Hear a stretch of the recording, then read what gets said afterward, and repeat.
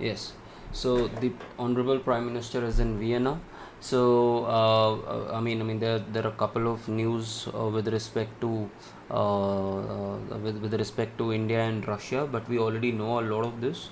So this is something that we need to acknowledge, that what kind of relationship we have with Russia, and how we are walking that tightrope of managing the West, as well as having this multi polarity of you, or you can say multi alignment of sorts. So we are going to talk about all of that.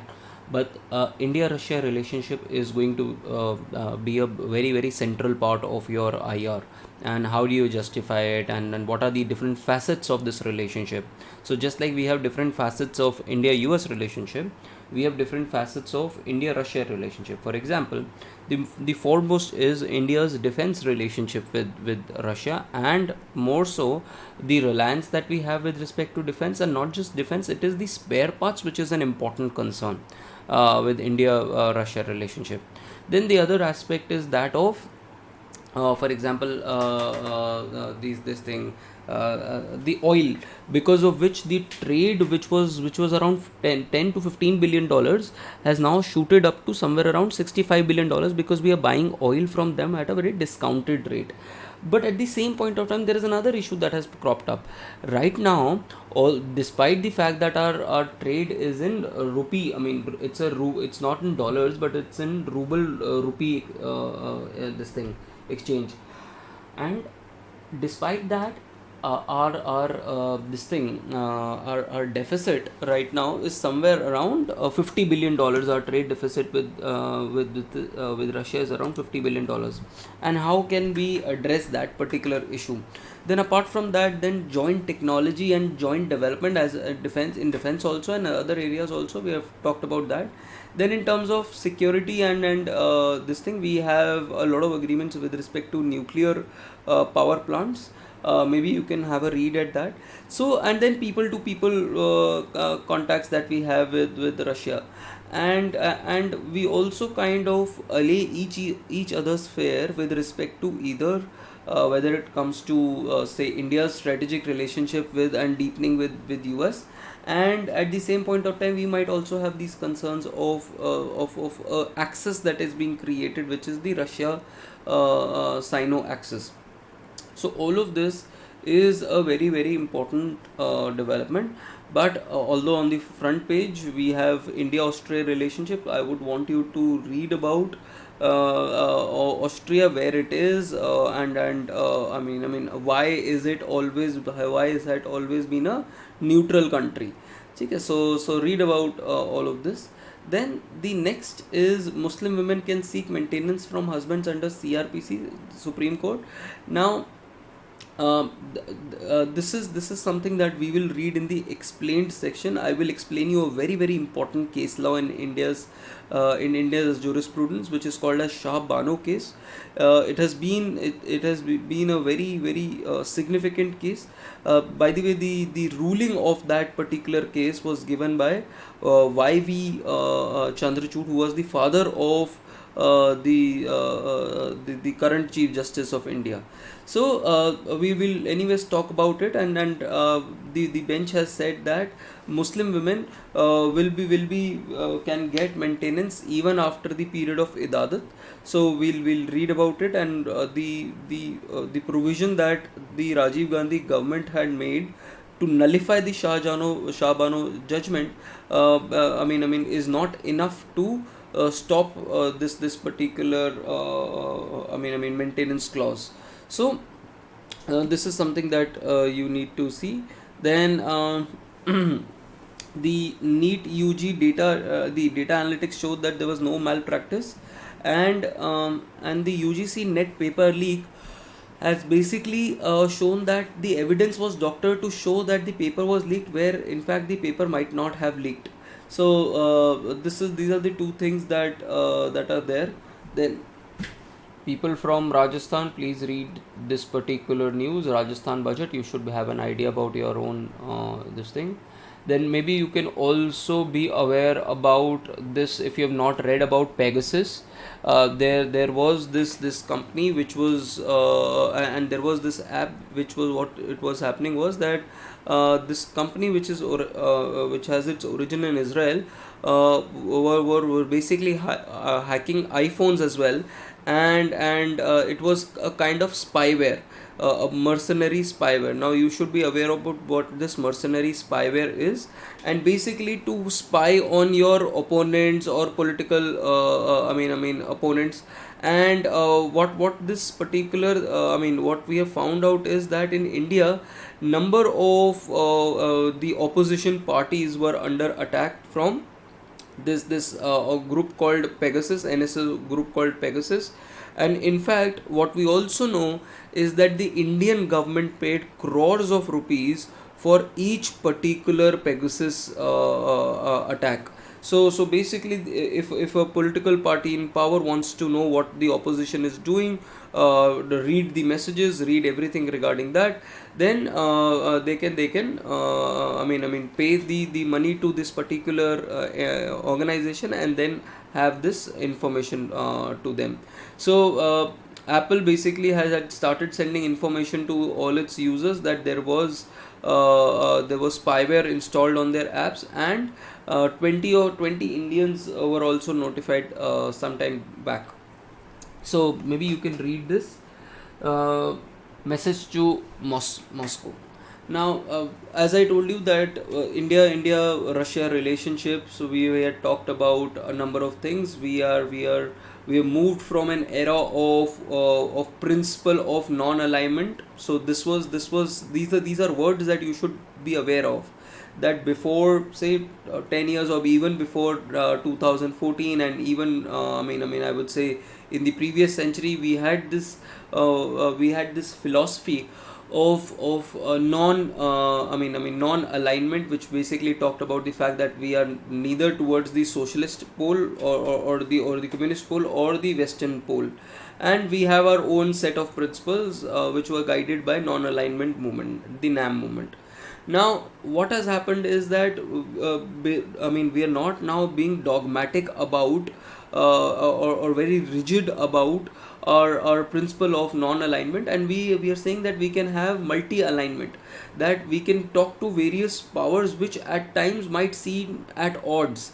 For example, having a strategic relationship with the US as well as that of Russia is very odds, because both are conflicting with each other.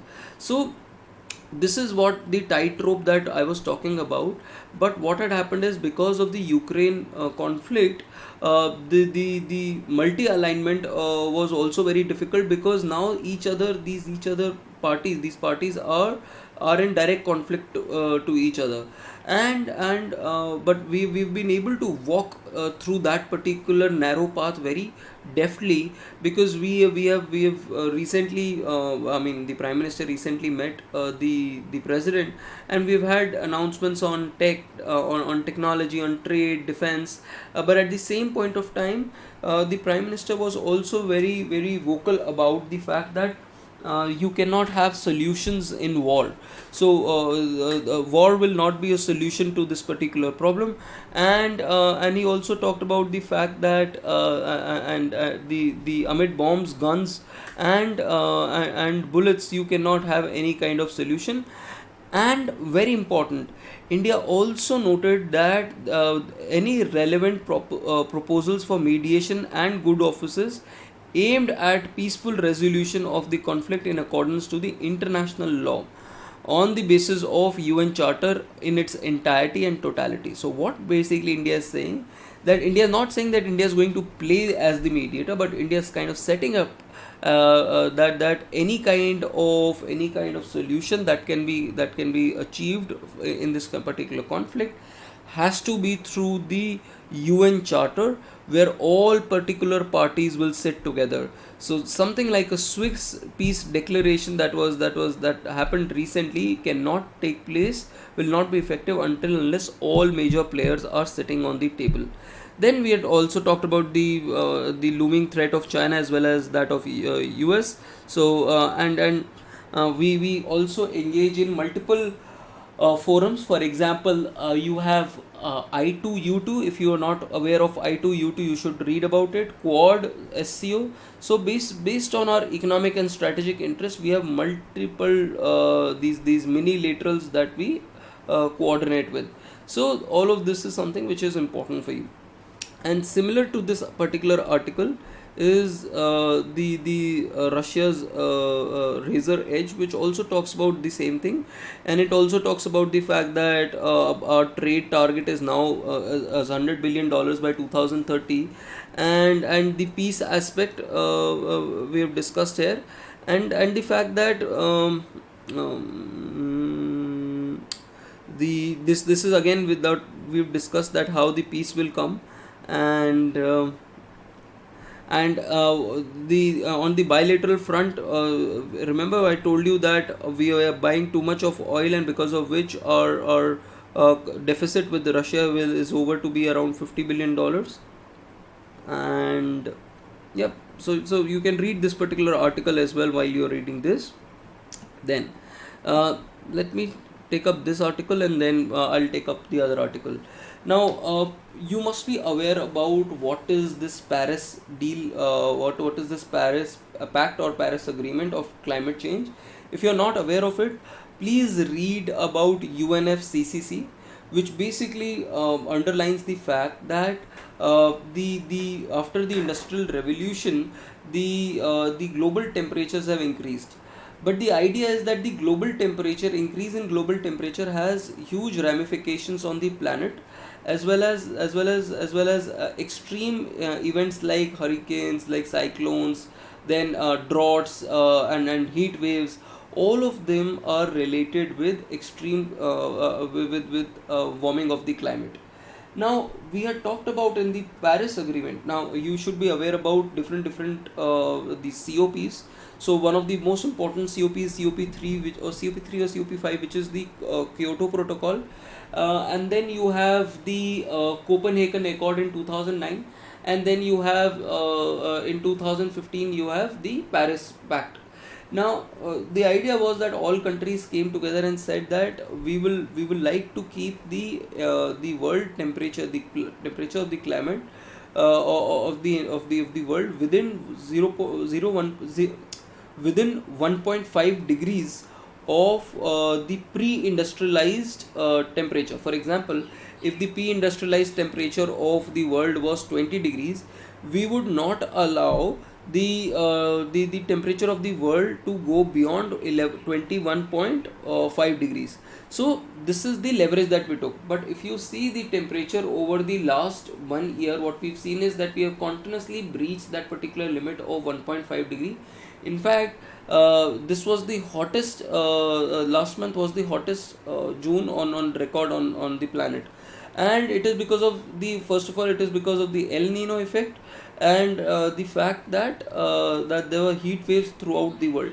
So we need to somehow reduce the global greenhouse emissions, and reduce the amount of warming that has been happening. But at the same point of time, all these risks needs to be built in, and our population, 80% of the population of India is still vulnerable to climate change, but the adaptive capacities are very limited.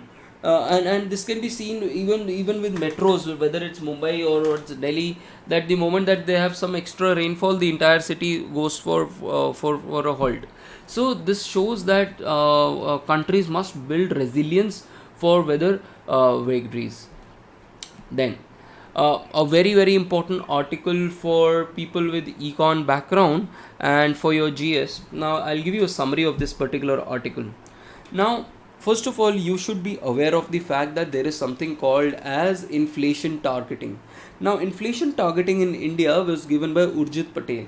Now what this inflation targeting is, that India, the headline inflation, which is the CPI, will be the anchor, that we will see inflation through CPI, and we want the CPI to be at a value at 4%.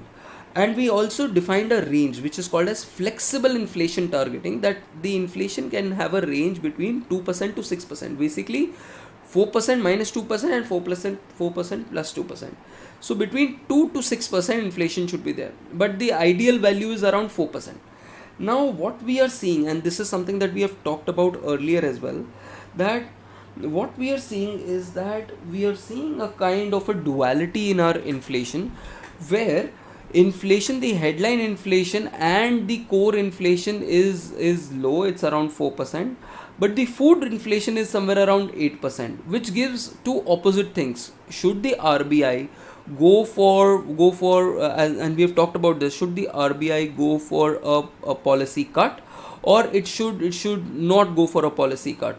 Now what also happens, what this article also says, is that once this food inflation becomes persistent, and by the way, food inflation is 40% of the CPI index. That means other parts of the inflation are not contributing too much. It is the food inflation which is basically is basically contributing to the inflation. And if we want a inflation number to be stable around food, around 4%, we need our food inflation to come down. And history also tells us that whenever inflation has been is down, it's majorly because of the sustainable food inflation being at a lower level. So this is something that we need to see, that how to have food inflation somewhere around 4%. Now the next thing that this article basically says is that if you have higher food inflation, that it could also have a spill over into non food inflation. And in fact, food inflation, people who are at the bottom of the consumption pyramid, food inflation adds as a tax for them, and it becomes even more iniquitous for them as compared to the upper echelons of the society. Now the issues with respect to food inflation are majorly because of the fact that we had an El Nino year, but at the same point of time, now that we have La Nina years, still we are seeing that the rainfall this year is again lower than the average rainfall that we have been receiving. And we also know, because of the climate change vagaries, that the groundwater levels have gone down, there are heat waves, and there are effects on the unseasonal rain on other parts of the agricultural sector as well. Now what we need to have is a proper impact assessment of climate change on our food. And we need to introduce these heat resistant seed, heat resistant crops. We need to invest in R&D, which is just 0.5% of our agri GDP. And we also need to invest in our infrastructure when it comes to our warehouses and transportation, because that is where we will be able to store our food and reduce our wastage and have cold storages. So all of this becomes part of your food managing food inflation. Now this is also a very important portion for your GS paper number 3. Then leader and the teacher, this particular article talks about, since it's the birthday of Dalai Lama, maybe you can read about Buddhism and different branches of Buddhism. You have this version of Buddhism which is called as the Tibetan Buddhism, where what we have is, as a teacher, where we see Dalai Lama as a teacher and a propagator of Buddhist values, liberal values, and human values. So this is what Tibetan Buddhism is about. It's about a vehicle that possesses the base and the path, and understanding the personal development of practicing this meditation, and understanding the understanding the training and training of the mind is very important as a part of this tradition. Now apart from that, he's also taken his approach from John Dewey, who considers education as a social process. And then you can read about this article and what Dalai Lama means. Dalai basically means vast ocean, and Tibetan word for Lama is basically a spiritual teacher. So maybe the philosophy and the philosophy of Tibetan this thing Buddhism you can understand, and maybe use it in some context. Then you can read this article, why we forgot Casey Nyogi, in history, but not very important. And then this particular article is with respect to family planning. Now this article actually talks about the fact that although India was India was in fact the first country to come up with a population policy in the world. Now on the day of population policy, we are talking about India's journey towards family planning, and we have achieved a lot, because our this thing our total fertility rate, which is basically the average number of children that a woman is having in her fertile ages, has reduced to around 2, which is also called as the replacement ratio. Now apart from that, what we are seeing is that in the last few years, more than 50% of women in their reproductive ages have actively used modern contraceptives. So which means that the India's family planning program is doing more. But what is even more heartening is that we have since 2012, we have instead of just focusing on family planning, we have also defined a much more larger program, which is called as RMNCH. So basically we're talking about reproductive, maternal, newborn, child, adolescent health, where we are talking about the entire spectrum. And to aid with it, we're also having family planning 2020 and 2030. And then we have also focused on certain districts which are having a very high fertility rate. For example, there are certain districts which had higher fertility rate. There were I think around 146 high fertility districts in 7 states, for which we had launched this mission Parivar Vikas, where we are talking about these contraceptives, and we were educating the newly married couples, as well as mother-in-laws, because this is also very important. It's a societal thing, number of children that you're going to have. So therefore you had Sarthi Vahans and Sas Bahu Sammelans. Now these are examples, and Nahi Pehel kits. So these are examples that you can use in your essay as well, in your ethics as well. So please take a note of this, how we are able to reach to the last mile when we are talking about implementation of family planning. So this is something that we've done. And for that, a very important workforce is the ANMs and the ASHA and all the ground level functionaries, who are extremely important for running these schemes. So with this, you can read this particular article. Now let's go to CRPC and personal law. Now let's understand the case. Give me 1 second, guys. Let me just drink some water. Now this is a case whereby a Muslim man had divorced his wife, and the family court had directed him to pay a maintenance of 20,000 rupees per month to the former wife. Now after the family court order, the person took this to the Telangana High Court, and the Telangana High Court also said that you need to pay to your wife, ex-wife. And then this case went to the Supreme Court, and the Supreme Court has also said that the section 125 of CRPC is basically is an obligation that any person having means has to maintain his wife, especially if there is no other source of income for that particular wife or ex-wife. And this basically removes the shackles of gender-based discrimination and disadvantage and deprivation. Now and it is also in alliance with the constitution values and ethos. Now let's read about the history of this particular issue. Now there was a woman in 1978 named Shah Banu Begum. Now this is a very important case, folks. You need to understand the history as well. Now this woman was divorced with an irrevocable triple talaq, and after the divorce she had 5 children, and she wanted maintenance from her husband. Now whenever there is a divorce in Muslim law, there is a period of idadat. Now in idadat, there are 3 months of ordinary circumstances where this woman cannot marry another man.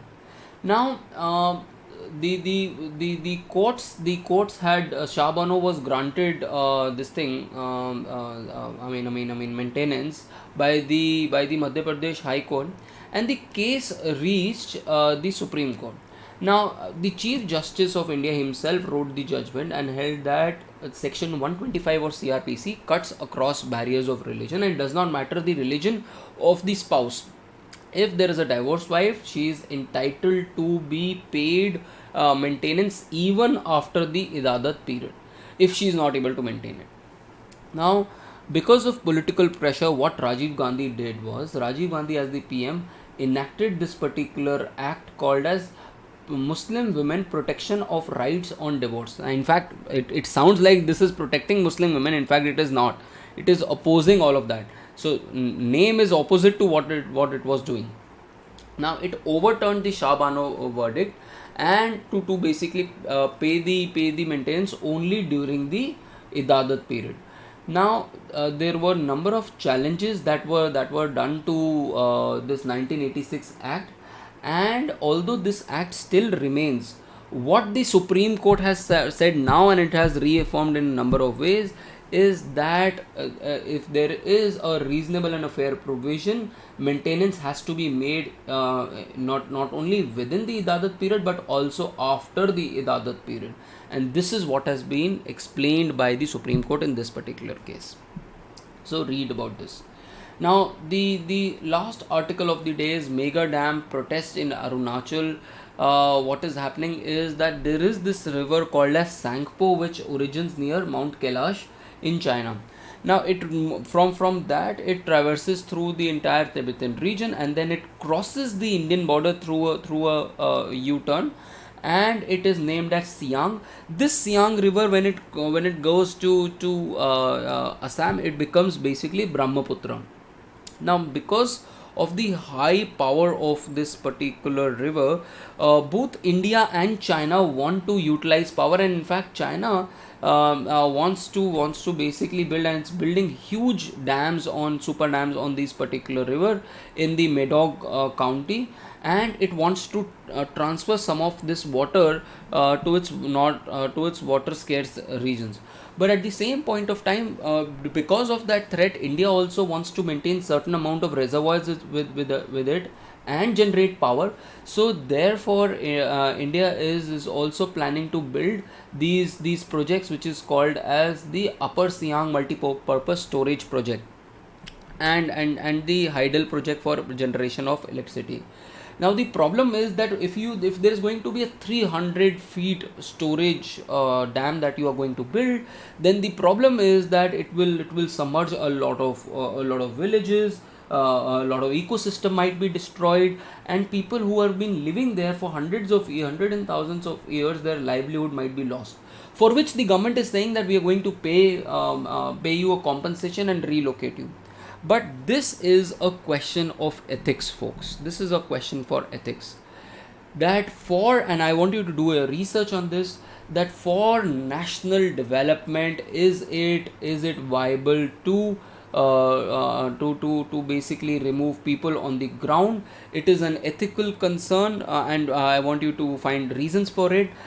Does national security take preeminence over the individuals or not, or individual rights or not? So, and what has happened is, last year there was a Forest Conservation Amendment Act, which basically exempts any kind of clearance of forest land for strategic projects within 100 kilometers of India's border. So you don't even need a climate or a forest exemption. I mean, basically all kinds of exemptions are given to this particular project. So maybe you can read the Forest Site Act, Conservation Amendment Act of 2022. And lastly, if you want to read about what the Hannibal Directive is, you can maybe read Hannibal Directive. But that is all from my side. We've already read most of this. Indian refiners to save $10.5 billion. We already know that. Budget may retain a fiscal deficit of 5.1%. That's it. So folks, this is about our today's session. We will meet tomorrow at same time. but maybe on Saturday I might have a session with you on an offline mode and an online mode with respect to certain tech related stuff, and how to use tech for your own prep. So with this, I'm signing off. I'll see you tomorrow at 5:15. See you guys. Have a great day.